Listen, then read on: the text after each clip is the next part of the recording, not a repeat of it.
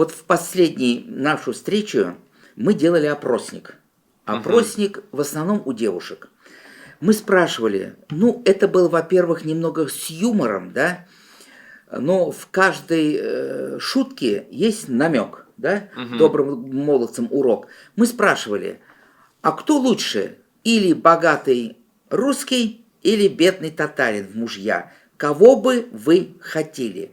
Вот нам, нашему поколению, эти вопросы, этот менталитет, вот эта постановка вопроса, она неприемлема. А вот вы из другого поколения, вот, а вы как считаете, можно ли задавать такие вопросы, можно ли это обсуждать и можно ли говорить на эти темы? На эти темы, я думаю, говорить точно можно. Кто запрещает? Тут дело в том, что в целом тенденция пошла у молодежи лет, наверное, 7 назад а, искать себе именно молодого человека с деньгами, либо перспективного. То есть с деньгами изначально, кстати говоря, мало кто стремится найти.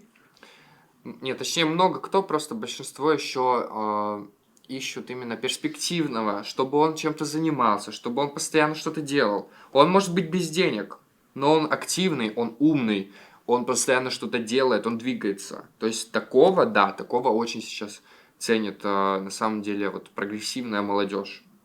Та, которая попроще молодежь, где-нибудь из деревни, в целом к богатству, к деньгам не стремится, им незачем. То есть, как бы тут из городов, из больших именно, да, девушки могут прям стремиться искать себе уже молодого человека с деньгами, чтобы оплатить и косметику, и там какую-то одежду, потому что сейчас нужно выглядеть всегда просто на супер наивысшем уровне, даже если ты выходишь выбрасывать мусор. Поэтому да, деньги всегда тоже ценятся. Ну, а вот вы лично, например, вот познакомились с девушкой, значит, с татарочкой, она вас спрашивает, а как у вас финансовое положение, какая у вас машина, квартира, что-то. Если начинаются вот эти меркантильные вопросы, вот они отталкивают молодежь сейчас или же к этому с пониманием относятся? Но тут как сказать, тут смотря какие отношения, то есть если у меня денег нет особо, если у меня еще в жизни я ничего толком не добился, она меня спрашивает, ну, как бы я даже не знаю, а зачем отношения тогда такие? То есть для нее понятно, она ищет. Но тут понятно, что как бы чего-то такого общего у нас с ней мало, потому что у нее ценности другие. У меня ценности больше про дело, про любовь к делу и так далее. А она, соответственно, спрашивает про деньги, про конечный вот этот вот результат. Я не считаю, что это какой-то прям глубокий человек, она меня не поймет. Поэтому я думаю, нам с ней особо как-то не найти общих интересов прям каких-то глубоких. Ну, здесь все пары, они разные. Вот есть Мгм. такой сейчас, такой тип, например, уже девушка состоявшаяся, уже, значит, и квартира, финансы, дело свое, и она ищет молодого человека, даже, может быть, там лет 5-7 допустимо младше, чтобы Мгм. из него сделать уже там бизнесмена, семьянина, чтобы вот сделать из него. Это уже Мгм. немножечко роль мамы, немножечко роль воспитателя, психолога, Мгм. и как-то его подводить вот к этому стремлению. Потому что ведь очень важно у молодого человека, чтобы было желание, стремление. Вот, Мгм. вот есть и такой типаж, например. Вот. Ну, а вот как любовь, как с любовью быть здесь? Ее ведь не купишь в магазине в седьмом континенте. Ну, начнем с того, что не все люди умеют любить. Многие нарциссы, у многих сердце заморожено еще с детства. Если по психологии смотреть, что родители были какие-то слишком холодные и так далее. То есть трудно любить человеку. Вот такие люди как раз-таки могут, да, найти себе партнершу, вот богатую, да, о том, что вы говорите, для того, чтобы именно как проект рассматривать ваше совместное вот любовь какую-то, проживание, но это не любовь все-таки, это больше отношения, какие-то проектные, которые, возможно, закончатся после того, как уже все будет сделано. Ну, у нас немного ситуация другая, и она отличается. Вот то, что эти опросники, ну, я смотрю, они проводят опросники. Но для нас это неприемлемо. У нас есть такие понятия, как рух, иман, татарлык. У нас девушки первым делом должны задуматься о семье, продолжении семьи, о детях, о как сохранить татарский язык. И вот есть такое понятие иман и рух. Значит, Мгм. у нее в душе, в сердце, в мозгах вот этого вот татарского духа, мусульманского духа, вот этого, значит, как-то вот мало было, раз она, как можно рассматривать или того богатого, или этого бедного. Ну, вы знаете, мы не националисты. У нас все-таки главное, наверное, это любовь. И все-таки я считаю, браки решаются На на небесах. небесах, да. Да. Вот кого посылает Аллах, и, значит, мы должны просить Аллаха, чтобы он, значит, хорошую жену послал, хорошего мужа. Вот. Поэтому вот этот вот опросник, и почему я насторожился, потому что многие девушки делают паузу. Они Мгм. думают, так, богатый русский, бедный татарин. Ну как можно делать паузу и как можно про это думать вообще? Вот это Мгм. же не обсуждается. Ну да. Вот, а нет, надо там, ну как вот. Вот это для меня как-то немного насторожило. Все-таки, значит, это не те книжки они в детстве читали, да? Вот как крошка-сын пришел к отцу и спросила кроха, что такое хорошо и что такое плохо. Я думаю, что девушкам прежде всего нужно верить в любовь, Мгм. верить в семью. И лично я, например, я вот сколько я общаюсь, я стараюсь, чтобы девушка не была зависима от мужа, чтобы у нее была профессия, чтобы Мгм. она была подготовлена к самостоятельной жизни, да, чтобы она сама могла заработать, сама представляла из себя личностью, да, Да. но при всем при этом она все-таки по-татарски, по-мусульмански главенство мужчины она признавала и знала, что все-таки Мгм. в татарских семьях, мусульманских, как-то и рай женщины лежит под ногами мужа. Мгм. Вот. Вот этот момент, значит, поэтому вот потом мы, значит, начали разные примеры приводить там, важна ли религия, но вот важна религия или нет. Один мусульманин, второй православный. Вот как с этим быть, как вы считаете? Но, я думаю, важны именно ценности прежде всего. То есть какие, с детства вкладываются в ребенка. То есть, и там бывает такое, что, как раз таки мужчина с деньгами, он как будто бы тебе что-то больше может дать. Но я говорю именно, вот, есть такой момент, есть другой момент, что, как-то влюбиться в человека и так далее просто. Этот момент я, конечно, не совсем, могу прям вот как-то понимать.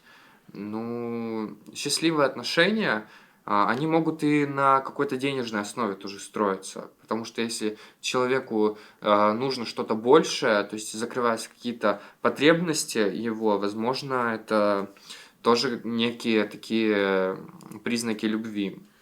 Ну, это да, но вот, например, люди живут. У нас есть пост мусульманский, есть пост православный, да, в одной семье, в одном углу висит, значит, икона, во втором углу висит там мусульманские, значит, слова святые.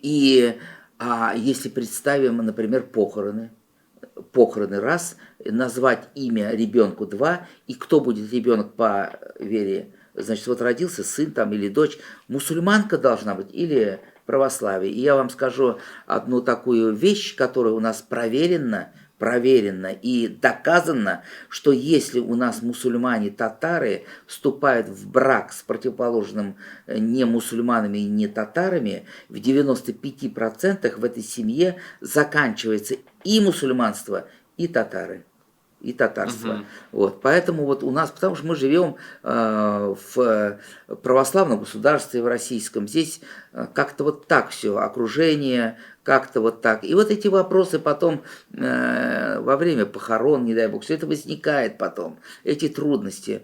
Ну, любовь есть любовь, с этим надо, конечно, согласиться всем, но все-таки знать вот с молодости вот о этих проблемах поста, религия, дети, все это нужно, конечно, мы стараемся это говорить, и говорим мы это открытым текстом. Да, ну, вот, наверное, все-таки так. А вот можно вопрос? Вы вот как считаете, а если, например, ребенок выберет сам религию лет в 13, к примеру, это же ведь по большому счету не сильно тоже влияет как?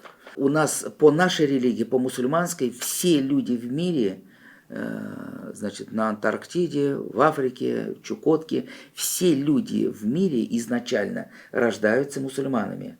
Вот, это первое. Второе, ребенок, прежде всего, это продукт воспитания. И ребенок должен понимать, что его предки сотни лет были мусульманами, его предки сотни лет были татарами, его сотни лет раньше его прапрабабушки, прапрапрадедушки держали пост. Они были татары, они сохранили татарский язык, сохранили мусульманство и донесли до этого ребенка, да, в 13 лет. И теперь он должен понимать, что на нем это остановится, и это какая-то есть такой элемент ответственности перед будущими поколениями. Вот это все мы должны объяснять, рассказывать. И ребенок в 13 лет, он уже начинает думать, и он должен, значит, другого пути у него нет. Он родился мусульманином, родился татарином. Да? Ну, если он в 25 лет влюбится в русскую православную девушку, ну, ничего страшного в этом нет.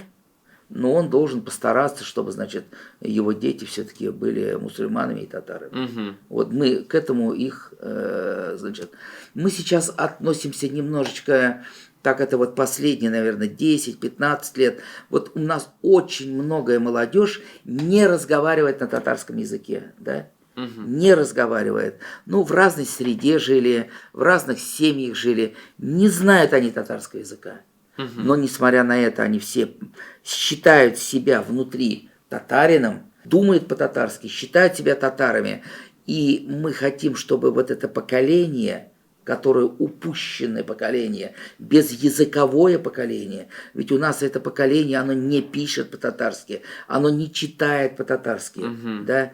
И вот это поколение должно понять, осознать, пропустить через мозг, через сердце необходимость, нужность татарского языка и мусульманства. Да. И они детей своих должны уже вот с учетом этого обучать татарскому языку, да, и с татарским духом, с иманом, с рухом уже воспитывать. Вот татарская нация, да, татарская нация, ведь был такой эволюция была, эволюция метод, да, вот нужно было выживать. И татарская нация, столько столетий мы выжили, мы сохранились как нация, мы сохранили свой язык, религию. Почему? Потому что у нас есть нам свойственные черты характера. Это вот трудолюбие, это усердие, это, значит, хитрость. А хитрость – это ум, прежде всего. Вот адаптация. Поэтому через вот эти вот столетия мы сохранились как нация, и у нас очень много положительных примеров. У нас очень много ученых, военачальников, и у нас выработалось такое, значит, способность, я бы назвал, уживаться с другими нациями. Мы живем в большой, великой России, всегда мы жили с разными нациями вместе. И при всем при этом, если даже нас, татар, было меньше, мы все равно, значит, трудились, старались, добивались, значит, и не пропали, и всегда хотели сохранить свою религию и язык. Вот, поэтому, значит, это сама история, очень много таких вот примеров. Мы это знаем. И вот мы вот такую политику проводим. Ну, это вполне, да, возможно. То есть мы не знаем, как пойдут тенденции в течение вот следующих каких-то лет. Вполне вероятно, что все народности будут уходить больше к своему конкретно, к своим истокам, изучению своего языка. То есть это вполне, я тоже вижу такую тенденцию, вот чисто теоретически. Да. Ну, а если бы, например, на земном шаре Мгм. была бы одна нация, один язык, один цвет кожи, одна религия, все было бы одинаково, что было бы? Не было бы войн, я думаю, никаких, потому что была бы одна религия, были бы одни ценности, территориальные какие-то все вопросы бы решались намного лучше, потому что все люди были бы объединены. У меня такое как бы вот ощущение. Вот. А с другой стороны, знать свою историю, знать, кто ты вообще есть, откуда, это тоже очень-очень важно. Потому что если все вот так перемешается, мы просто забудем, кто мы, откуда, зачем там, что вообще было. И утратится, соответственно, тоже опыт, приобретенный с историей каких-то войн, разногласий и так далее. И нам придется это все заново проходить. То есть и минусы на самом деле тоже. Ну, говорят, что не было бы прогресса, Мгм. не было бы конкуренции, не было бы прогресса. Ну, вот поэтому, значит, у нас много языков, много религий, много языков теряется сейчас.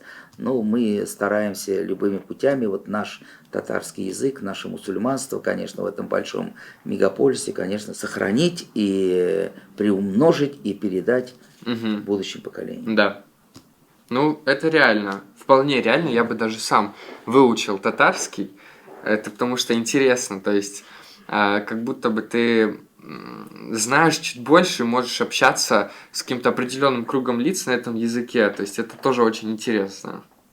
Ну, говорят, самая лучшая жена – это, конечно, татарка. Татарка. Да, поэтому вот мы вам желаем жену татарку, чтобы она воспитала детей татар. Мгм. И, значит, вы будете гордиться татарскими детьми, и они обязательно в жизни многого достигнут. Да, обязательно.